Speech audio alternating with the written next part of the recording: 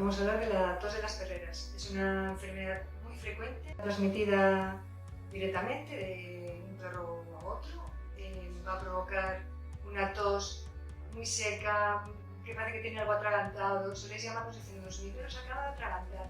Y no, realmente lo que ocurre es que tenemos una irritación en la garganta que va a provocar esa tos seca. La causa, bueno, pues intervienen tanto virus como bacterias. Aunque es una enfermedad que en 5 días, normalmente en 5 o 7 días, va a curar, sí es cierto que dependiendo de razas, enfermedades, perros con enfermedades que lo eviten, perritos mayores, estos perros chatitos que pueden dificultad respiratoria, bueno, por lo que podría ser un cuadro leve, sin problemas, se nos puede complicar. De ahí que siempre recomendamos la vacuna. Estamos trabajando con una vacuna segura que va a provocar una inmunidad muy rápida, ahora que estamos hablando todos de inmunidad, esta inmunidad va a ser muy rápida y por tanto vamos a ver una vacuna segura y que rápidamente pues, va a proteger a nuestro animal. ¿Cuándo tenemos problemas de tos de las perreras? Bueno, normalmente aparece cuando llega pues, el frío durante el otoño. Vale, incluso durante el invierno tenemos brotes de esta enfermedad.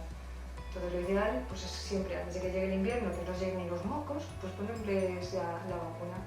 Es una vacuna muy cómoda. Ya te digo, la que utilizamos la ponemos en la naricita, es una dosis muy chiquitita, lo toleran muy bien y eso, en 72 horas tenemos ya una protección.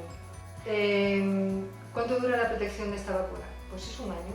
Entonces hay que revacunar, lo aconsejable es vacunar todos los años. De hecho, durante el verano incluso, seguro que si tuvieseis que dejar a vuestro perro en residencias caninas, seguramente os la exigirían. Porque es una enfermedad que se contagia muy rápidamente.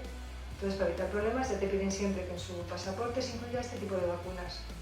Entonces, bueno, aunque hacemos hincapié en esta época del año por el tema de la incidencia de las enfermedades respiratorias, sí que se puede poner en cualquier momento del año, según la necesidad.